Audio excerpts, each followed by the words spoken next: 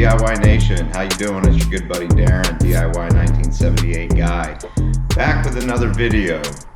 Now, it may become extremely obvious what area of expertise and what area we're going to be working on for this video today, for this DIY video. You might see this big behemoth of a RV behind me that you've seen in at least one or two of my previous videos. I think I did some toilet work on this thing, and also did some work on the generator from one of the last videos where to clean out the fuel system. So why is this RV parked behind me now? Well, unfortunately, we are going back into the generator again. So, little update on what happened. And the last video, like I said, fix the fuel system. We got the generator working properly.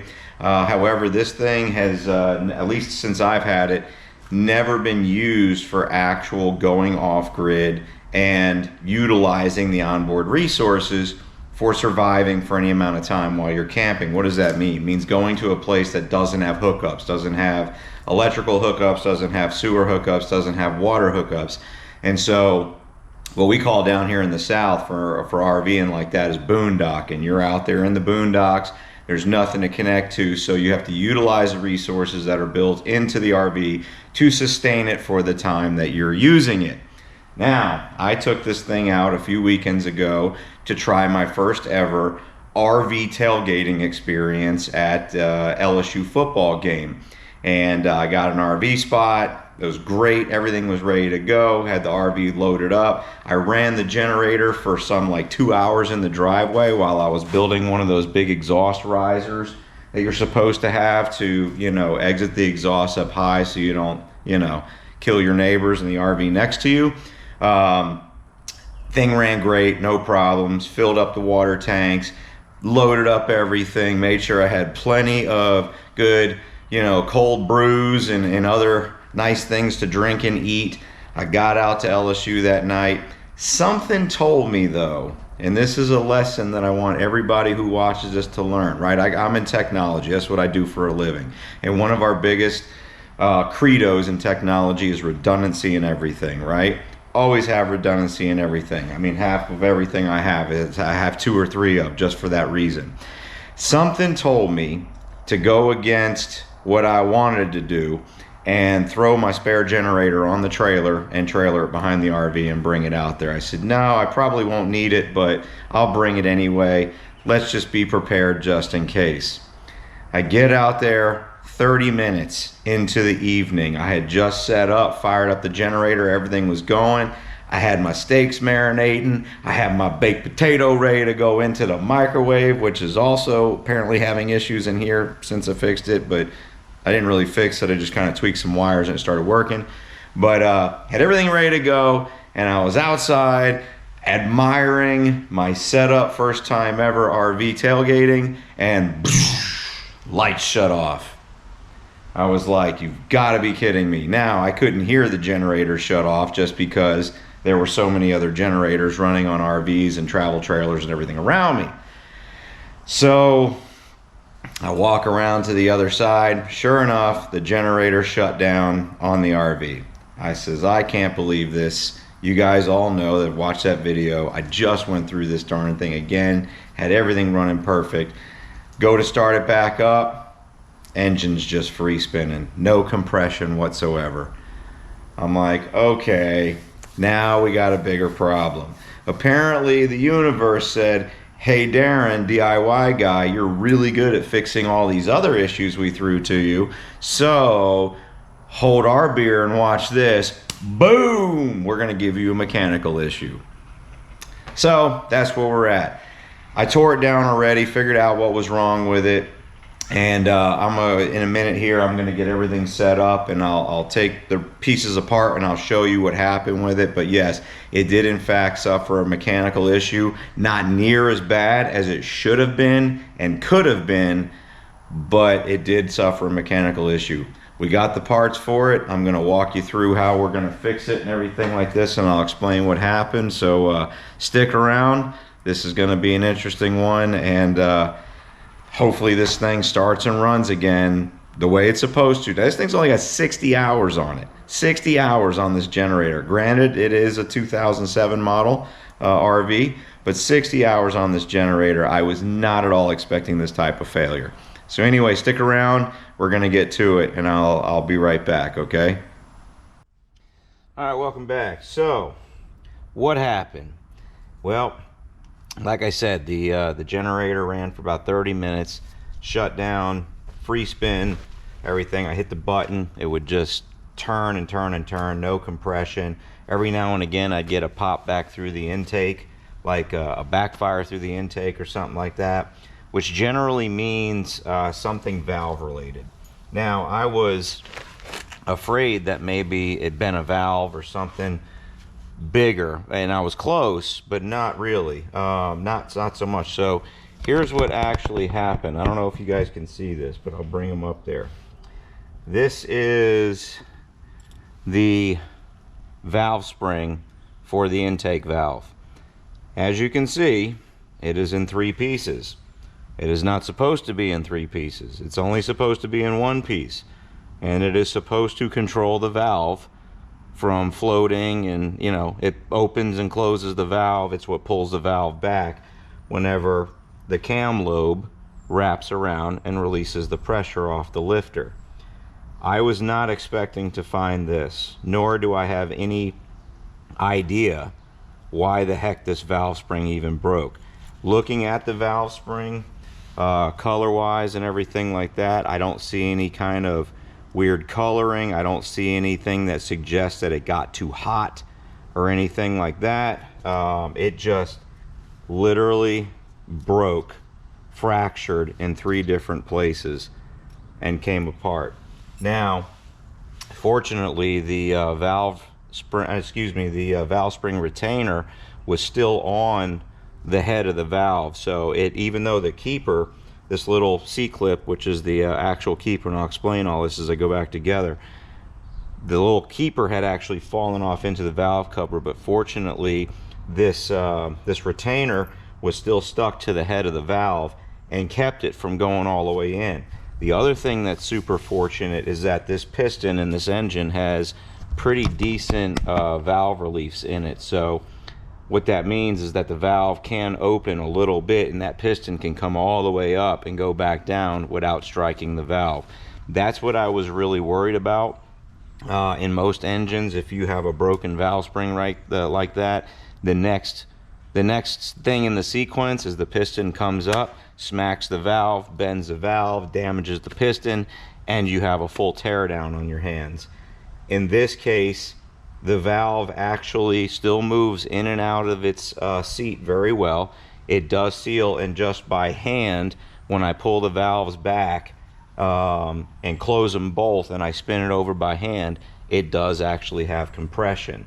So here's essentially what I did, right, because I didn't want it to fall in there. This is the intake valve, this is the exhaust valve. You can see what it looks like, how it's put together, right? And we're actually going to change this side too. So because if one of them breaks, I mean, you know, history will tell you if one breaks, the other one's probably not too far behind it. We learned our lesson with that on the brake calipers on this thing. But this is the intake valve. Like I said, that keeper was sitting in this groove right here where the retainer goes. The valve was only partially down, just enough for it to not have any compression, so that piston could move freely back and forth without any compression. It wasn't sucking the valve into the engine, because that's another problem. If the valve breaks and comes off, or if this valve spring breaks and comes off, you can actually suck the valve into the engine, thus causing catastrophic failure. So, but everything worked out in this case where the valve itself is still good, it's not bent, it still seats, there's no visible damage to it. I even took my borescope out and went inside the combustion chamber to take a look at it with the camera to see. There's no marks on the piston, there's no scoring, no scratching. It is a little bit dirty in there for only having 60 hours on it, but there's no visible damage inside there from this failure. So, I mean, I gotta say that if you want to ever count your blessings on something, this was definitely a blessing in disguise, considering, well, it had a catastrophic failure in the sense that a valve spring broke, but it could have been a heck of a lot worse. I was fully prepared to have to drop this generator out of this thing, tear the engine apart, and rebuild the entire thing, which at, you know, $1,000 or more for parts wasn't something I was really interested in wanting to pay for. So, but here we are. We got all the parts. So I'll show you all these different components down here. We have the valve cover, of course. We have a new valve cover gasket all in this bag over here. We have our push rods, which we looked at, that are not bent. We checked the tips of them to make sure they have even wear on the tips so that those are working the way they're supposed to. This is a little it's a diaphragm of sorts, a pressure diaphragm that I think actually pumps oil into the valve galley. There's a little flap right there that's a little small piece. It's like a little piece of reed metal that'll flap in place at, you know, as pressure moves in and out of there, and I think that's what it does.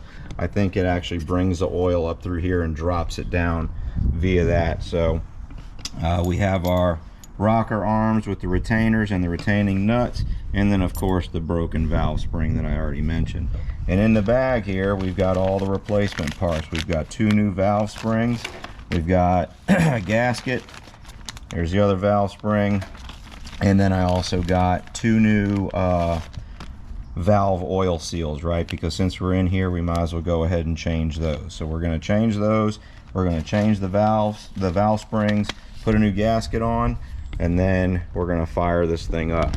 So let me get this thing, get my camera mounted here if I can, and let me get this moved out of the way and get this thing ready and set up, and we'll be right back and we'll get fired up on it. Well, not fired up yet. We're going to fire up on initiating the repair sequence. Then we'll fire it up. Or maybe we should just put fire to it and burn it down. No, we don't want to do that. Anyway, I'll be right back. All right. So in my pursuit to show you the proper way to do this, or precautionary mechanism, one of the things you don't want to happen while you're doing this is, while you're trying to, you know, work on the valves, you don't want to accidentally push the valve and have it fall in the engine, especially once you pull this oil seal off of here, this valve seal, because that's part of what's holding it out right now. That's why I have this tie wrap on there. It was just a precautionary for right now. When you're going to take these keepers off, pushing the springs down and everything, you don't want the valve to push in while you're trying to do it. As well as when you're putting them back on, you don't want the valve to push in while you're trying to compress the spring and put the keeper back on. So one of the ways that you can do this is you can take a hose from a compression tester, right, that screws into the spark plug hole. Screw that in. Make sure you take the Schrader valve out of the hose, because this process will not work if you leave the Schrader valve inside the fittings on the hose. And then you turn your compressor down to very, very low pressure. I got about 30 psi of pressure going through my compressor right now. And then you hook your compressor line to it. What that does is it pressurizes the cylinder with compressed air to help push against these valves and keep them from falling in. So that's essentially what we're going to use. And unfortunately, you're going to hear my compressor kick on from time to time as it's filling back up, but that's essentially what we're going to do and how we're doing this. So let me go ahead and get this thing, get the camera set back up, and we're going to get to work on this. I'll be right back. All right, so we're going to go ahead and remove this valve seal just using a screwdriver and prying against. These things are just compression fit, so I've already loosened this one up. This is what the valve seal looks like. There's nothing real complicated about it. It's just a rubber grommet of sorts with a little spring or a little wire retainer on it. So we're going to go ahead and replace that with the new one. And again, you want to be careful as you're putting these things on there. I'll spray this down with a little bit of silicone spray just to help it slide on better. You want to be careful when you push them on there that you're not pushing the valve itself open. So we're going to push that down until it pops into place. Sometimes you may have to use a a socket to help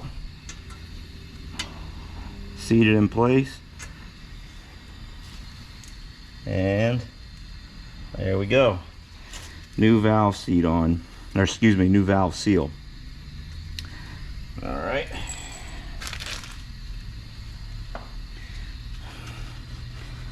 And now we're going to attempt to put the valve spring back on. There is a washer down in here. Make sure that stays there. This is a spacer that helps to keep the right amount of tension on the valve spring. So we want to make sure that we're cognizant of that.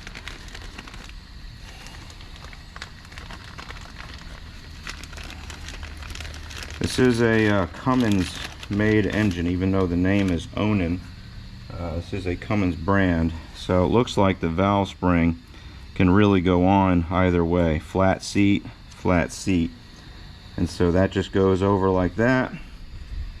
And here comes the fun part, which is getting the retainer. If thing wants to stick in here, that's good. So don't know if these are gonna be okay. I can actually, there goes my compressor again. See if I'll actually be able to push this on. They do make tools for doing this, which does make it easier. I'm just doing it the backyard mechanic way. You want to be careful that you don't let this thing fly off at you. I think I'm probably going to use something else to do this.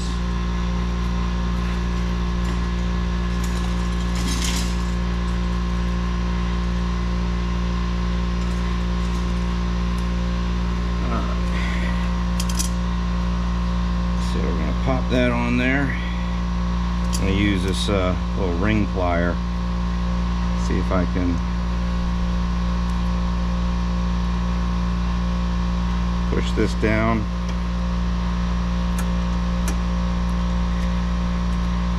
Yeah, it's going to be hard to hold that. The tool that they have for this, it actually screws onto the rocker post, and then you pull down on it and it actually pulls it in place and holds that down so you can put the retainer on. Like I said, I'm kind of doing this the backyard mechanic way, which isn't always the best way, but will work in a pinch. Just like that. See? Now we've got a valve with a valve spring on it and a new seal. So now we got to see about getting this one off like that and not letting it fly.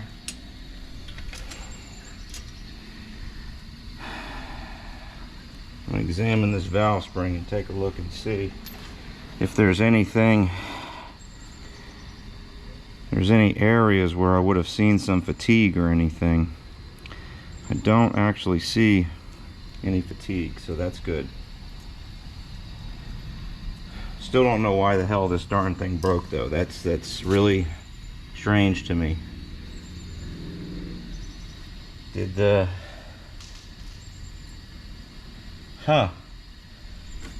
there's not a valve stem seal on this one. Well, that is interesting. Why would there not be a valve stem seal on this valve? Did it fall off? That's very weird. Almost kind of like maybe somebody might have been in here before. But for what reason? What reason would they have to go in here? Alright, so we have a new spring, new valve stem seal,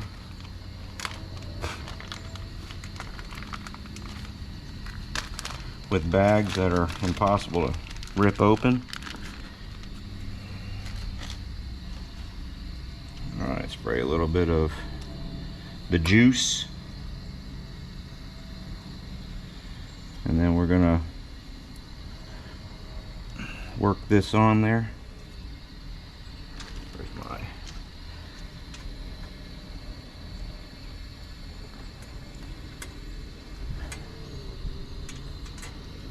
using a what is this, 11mm socket to seat that on there. Alright, new valve stem seal is installed. That's really strange. I'm surprised that there is not a that there was not a valve stem seal on there. In all of my years of working on engines, I don't think I've ever seen one that didn't have one from the factory. So there's my compressor again, and I apologize for that. So here we go with the new spring. I'm gonna put the new spring and retainer on. Hopefully, that's the plan anyway.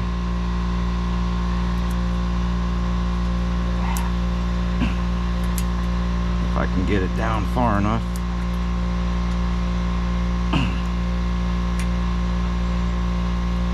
Come on, get on there.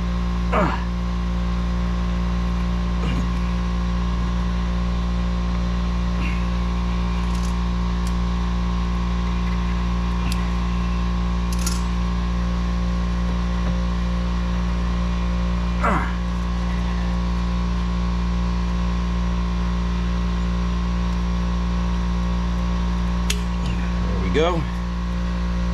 All right, now we have two new valve stem seals, two new valve springs, and they are installed. And we have seal, seal.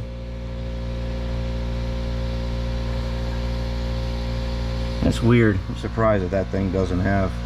We'll have to check that. We'll have to check and see if when we open that valve all the way up, make sure this doesn't hit that seal for some reason, and that's why there's not one in there.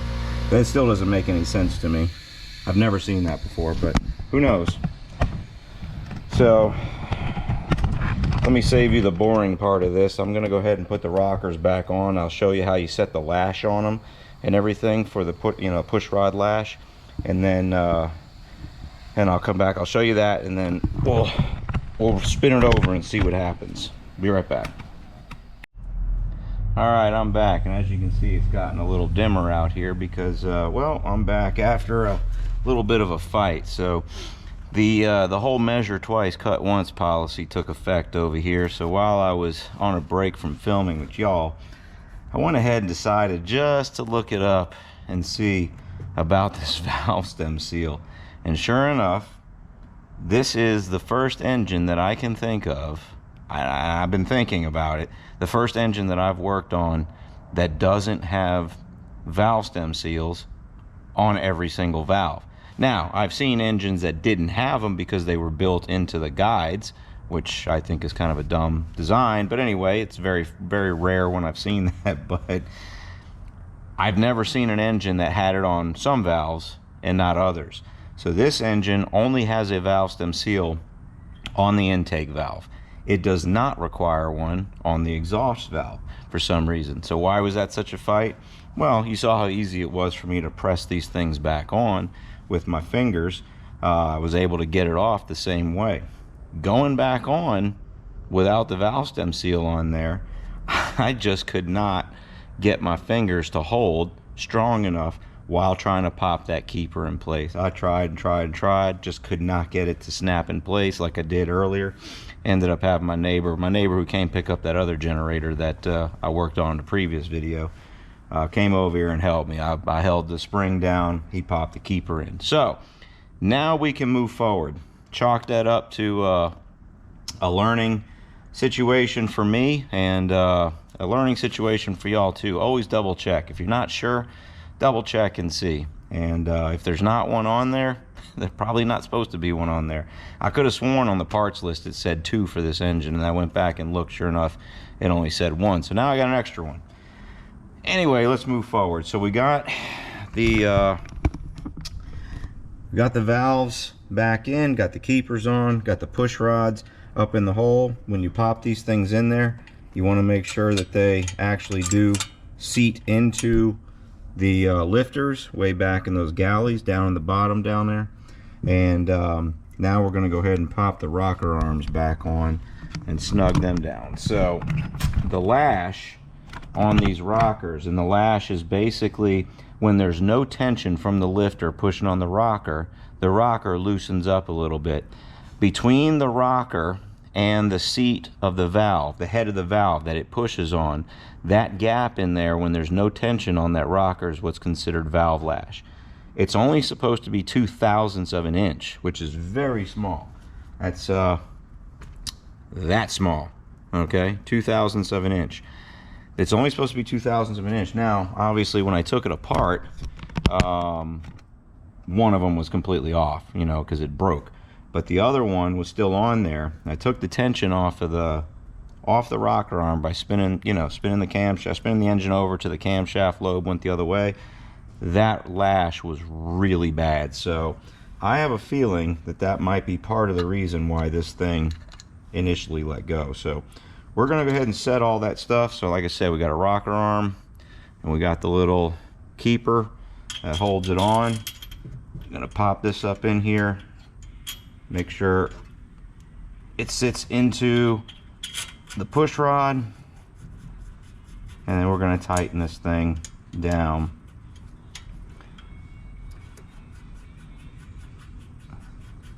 Until it snugs.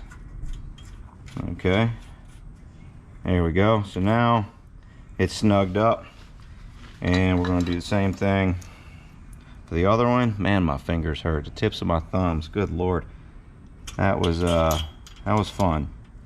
Not really, but it was. But like I said, it's all part of the learning expedition you go through when you do this stuff, right? Measure twice, cut once.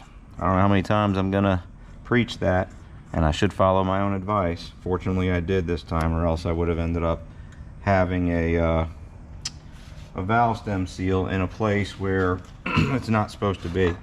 So anyway, what we want to make sure is that when we set the valve lash, that the lifter, or the lifter is all the way down, meaning it's on the back side of the cam lobe. See, I just turned that and this guy came loose. So right now, the only one moving, let's see, I'm gonna spin the engine over. Okay, now I'm starting to get some tension on that exhaust valve. I want that, there we go. Okay, so now we're gonna tighten this thing down until we have, basically we take the feeler gauge, stick it up in between the rocker and the head of the valve, and you just tighten it down until it's snug. Okay, you want it to be able to slide in and out with some resistance. So now that's good. So we're going to put the locking nut on there. With this nut, the second nut holds it in place so that it keeps the lash.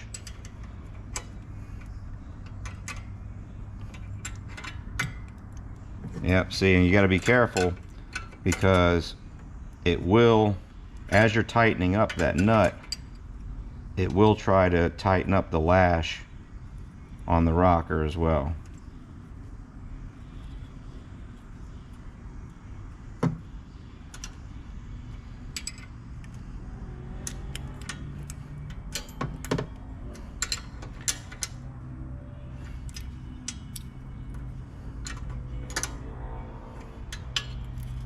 So there we go, we got good resistance right there.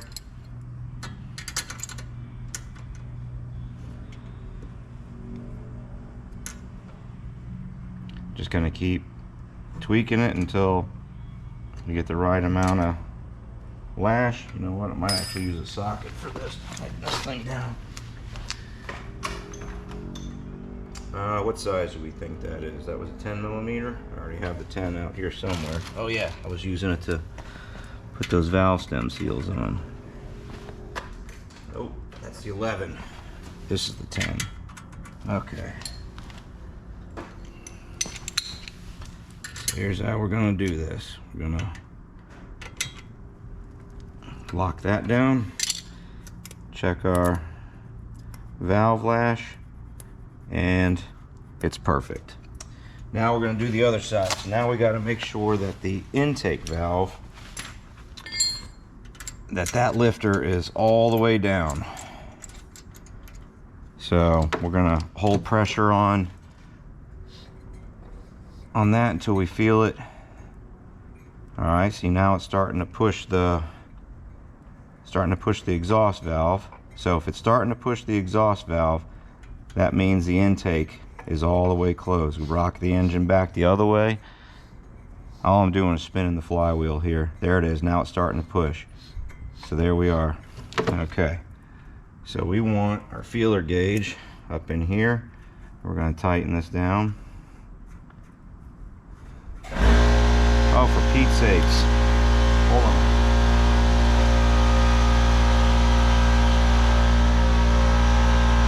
Had about enough of you, compressor. Son of a gun will kick on anytime I'm filming. So, anyway, sorry about that. Alright, so here we go. Snug that down. There we go. Nice and just a little bit of resistance. Let's put this keeper nut on here. And set my ratchet to go the wrong way, because that's obviously what I wanted to do.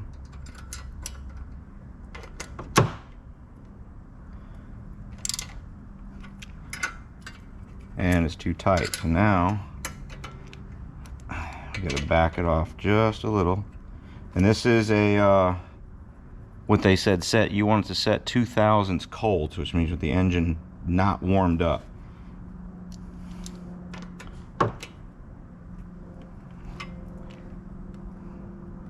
See, every time we snug it down, it tightens up. So this takes a second to get this completely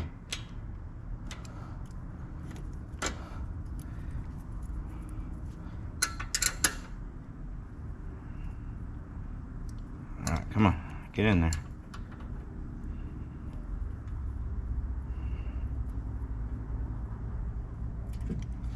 Alright. Come on, let's get the right direction here, people. This one wants to be a pain. I think I'm going to use 14 millimeter instead of a 9/16.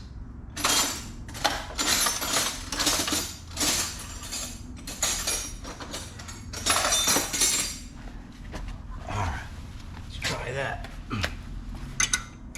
There, it gives us a little more flexibility to work with here.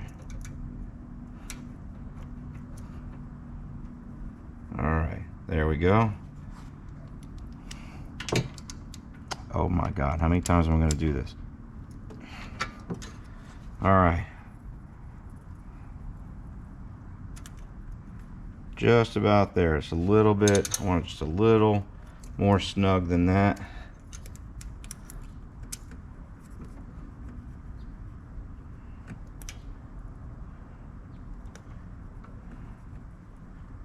This is, like I said, this is a little bit of a balancing act here. There we go. Good. That's how I like it to be. So, looking at them, they have a little bit of slack. It's more slack on it than I think it should have, but the feeler gauge doesn't lie. So 2000s is a very small gap, and the reason they do that is because as the engine heats up, obviously the metal is going to expand. It's going to close that gap a little bit. So there you go, folks. Valve lash is set, and you can see when we roll it over now, I can find the flywheel. As I spin, there comes the exhaust valve opening up. That now the piston's on its way back down. The intake valve is going to open. This is the beginning of the intake stroke. Intake valve opens, piston drops down, sucks in the air. It makes it around the bottom and comes back up. Intake valve closes. This is the compression stroke where you hear the pressure popping out. Get to the top. I can't tell where the top is. And then it gets boom, it goes back down. And then on the way back up, it opens the exhaust valve, pumps the exhaust that it just burned, that burned fuel out, and then comes back closed, and the intake valve opens. So there you have it. There are the 4 strokes of a 4-stroke engine. So I'm going to go ahead and button this back up, get the spark plug back in it, and we're going to give it a fire test. So stick with me. We'll be right back. Hopefully it's not dark. Well, got her all back together. Something interesting about this I wanted to point out. So when you put the valve cover back on, it's actually numbered on the torque sequence of the bolts. So 1, 2, 3, 4, 5, 6, and 7. So you want to torque them in that order to make sure that the valve cover is on there evenly. And make sure we put the little vent tube back on. I'll get the pliers and put that back on there. But I just did spin it over just for a second just to see if it has compression, and it does. So let me get my pliers here to pop this thing back on real quick. And I guess we're gonna see how it sounds. I have no idea if it's even gonna start. I mean, from, like I said, from what I saw, there was no engine damage inside there. Everything looked good. We'll see. Let's give it a shot. And push and hold. Gonna prime it. Get all the spiders that are hanging around this thing out of the way. Prime it for about 15-20 seconds. Get the carburetor full. It also warms up the carburetor heater, which, I mean, it's hot enough out here, don't need it. Here we go, fire in the hole.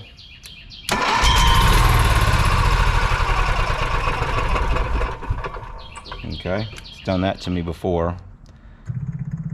That's a good sign though.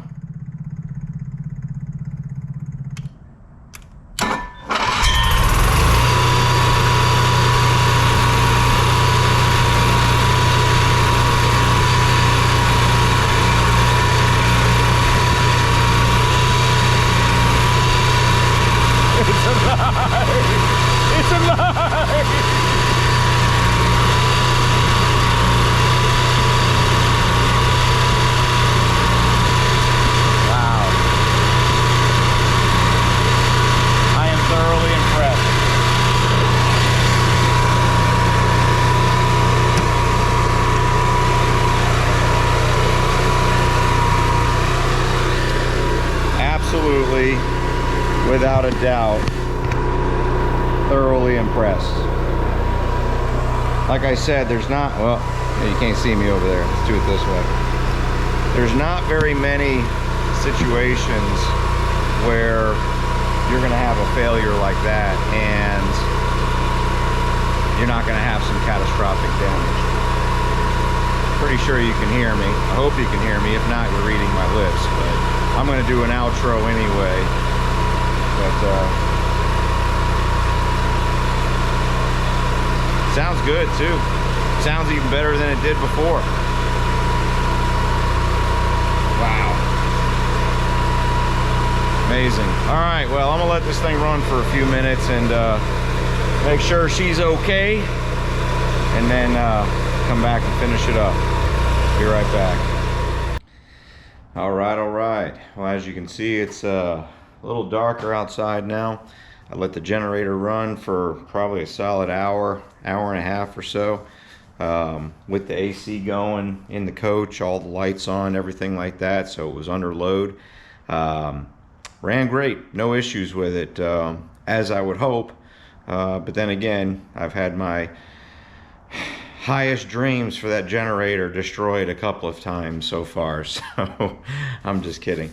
But anyway, everything ran good, and no more issues with it as of right now. I guess we'll try it again another time, see if we can do some actual boondocking and run off of it for, you know, a day or two, see what happens. But we'll see. But anyway, I hope you guys learned something on this video. I really appreciate it. Again, all the support that you guys have been giving me, everybody out there in that DIY nation. I mean, you guys are fantastic. I'm getting all kinds of calls, all kinds of texts, all kinds of subscribers. We actually just broke a new record on the page, on the channel, I should say. We're just over 100 subscribers now. I have to thank my friend Wendy. She sent it out to a few people. I helped her fix her computer, and she sent it out to a couple of people. Next thing you know, we're over 100 subscribers. So thank you, Wendy, for hooking me up with some more subscribers. We're at something like 3,000 views or something like that. I mean, takes an army, but y'all are my army out there, and I really appreciate y'all from the bottom of my heart. This is it's really fun, and I enjoy doing it. Sometimes I get a little angry when things don't work, but I do actually enjoy working on this stuff. It is somewhat therapeutic at times.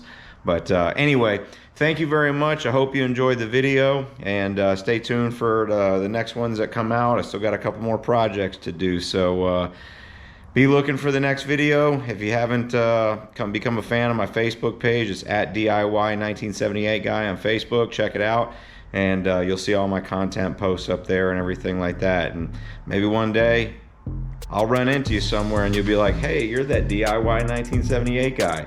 That would be pretty cool. But anyway, thank you very much. I hope you guys are having a great time out there wherever you are. Keep DIYing, keep pushing through it, keep figuring it out, and keep fixing that stuff. And I'll see you on the next video. So DIY 1978 guy. Peace out.